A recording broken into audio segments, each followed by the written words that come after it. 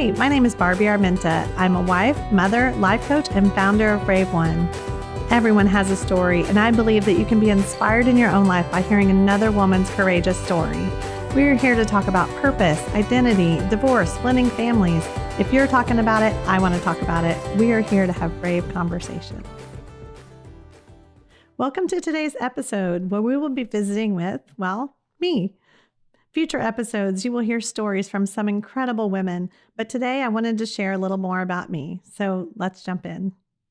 I'm a wife to an amazing man. I'm a mother of 4, and I'm a Mimi to 6 adorable grandkids. But what is also true is that he's my third husband. I did not come from a family of divorce, so I did not think this would be my story. But in December of 2004, I found myself walking around my house carrying just a single box. I don't even remember exactly where I got this box, but I was putting things in it that you would take in a fire, like baby books and photographs and things like that. And waited for my boys to get back home, and we left. And I did not come to that place lightly. And unfortunately, it was not my first time. I'd gotten married at 20, had my first son, and was divorced a few years later when he had begun seeing someone else. Within a couple of years, I was married to someone else, and I had only dated 1 year, and it was long distance. Once we were married, I quickly realized that there was another side to him that I did not know and I had not seen before. It was during that 12-year marriage that I had 2 more boys that I'm so grateful for, but the marriage was a cycle of verbal and emotional abuse, and in 2001, God met me right where I was. I had very little knowledge of God at that time. I had not grown up in church. I'd accepted Christ in the 5th grade because a friend had told me that that was how I would go to heaven, and I believed her. But that was it. No one followed up, and I didn't tell anyone. One day I was invited to a woman's house, and she was, all I knew was she was a Mary Kay lady. And so I thought, I have 3 boys at home. I could use a girls' night out. So I went. When I got there, I realized it was actually a prayer night. And I'm not sure at that time I wanted prayer any more than I wanted the Mary Kay products. And frankly, I was used to going to a bunco night where it was more like wine and games and conversation, and this was not that. We all sat down, and a woman started talking from a book called If You Want to Walk on Water, You've Got to Get Out of the Boat. And she shared the story of Peter, which I had never heard before, but it was a story of when all the disciples were out in the boat late at night, and a storm had come up, and they were scared. And they saw something on the water, and Peter called out and said, "Lord, if it's you, command me to come to you." And so he did. And Peter stepped out of the boat and began walking on the water towards Jesus. And as he did, he got nervous, and he looked at the storm around him, and he sank. And at that time, Jesus grabbed his hand, pulled him up, and said, "Why did you doubt?" And there was something about that story that night that I heard something different. I suddenly realized this Bible I'd never read was alive and relevant in my life, and it mattered. And what I heard her say was, if I focus on Jesus and not the storm around me, that I could do anything.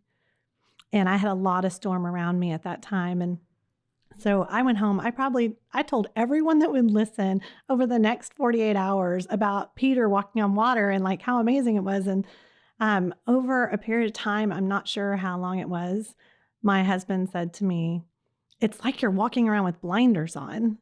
And I thought, oh, this actually works. This staying focused. And at that time, I just couldn't get enough of just wanted to read more of the Bible. And I did a 9-month walk through the Bible at this Methodist church that we had been visiting, and just started to absorb more and more. But also during that time, the more I got close to Jesus, the more my eyes were open to the marriage that I was in. And so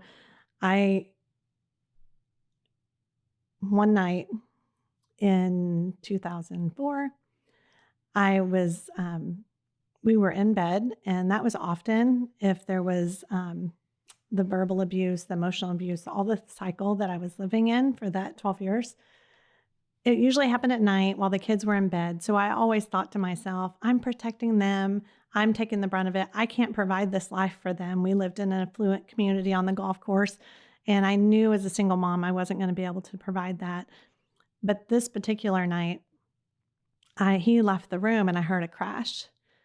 And I knew immediately what it was. Went in the other room and saw my Christmas tree laying in the floor.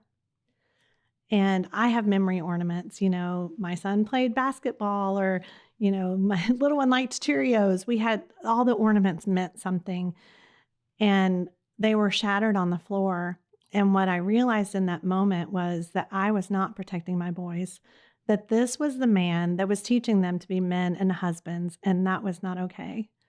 And 2 days later was when I found myself walking through that house with that one box, packing just those things that I thought, I couldn't be without, and took our clothes and went to a friend's, and then came back and waited for the boys to come home. When they did, I just told them, we're going to the store. And as I knew any outing, they would be good to go. So they hopped in the car with me and we never went back. And from that day forward, I don't want to make it sound like it was easy. It was not, but we started our life over. I found myself able to buy a house within a year, and we just found our safe place in Savannah, Texas. It was just a small town, and it was kind of far from where I had lived before. And I always say I felt like God picked me up out of my old life and put me in this new life.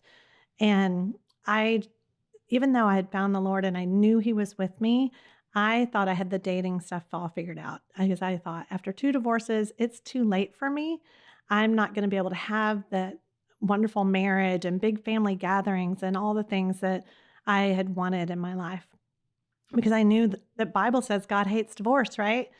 And I was so new in that I didn't realize He hates divorce because of how it hurts us. He doesn't hate the person that had to get divorced. And so I was making not all the best decisions, not some really bad ones actually, online dating and going out, because what was happening for me, as my counselor told me, that if someone texted me something like, "Good morning, beautiful," it was codependent crack for me. Let's put quotes around that. And it was very true, because felt great in the moment, but it was fleeting and just left me wanting more. And so what I realized is that when we are seeking for someone else to give us our value or tell us that we're worthy, that we are also giving them permission to take it away. And what I had to learn was that God gives me my value. He's already told me in His word that I am worthy, and that I need to be looking to Him and not to some guy on an online dating site. So over time, things got better, and I felt stronger, and I wasn't online dating, and I was making a life for me and my kids. And then spring break was coming around, and my kids were going to be with their dad for the whole week, and that loneliness crept back in that had been familiar before. In what felt like perfect timing, I got an email for a 7-day free trial on Yahoo Personals. I thought for sure it was a sign. I reached out to this guy that I never heard back from, and then I got an email from Richard and Irving, whose profile heading said, "Padlock looking for the right combination." I had no idea how one email would change the trajectory of my life.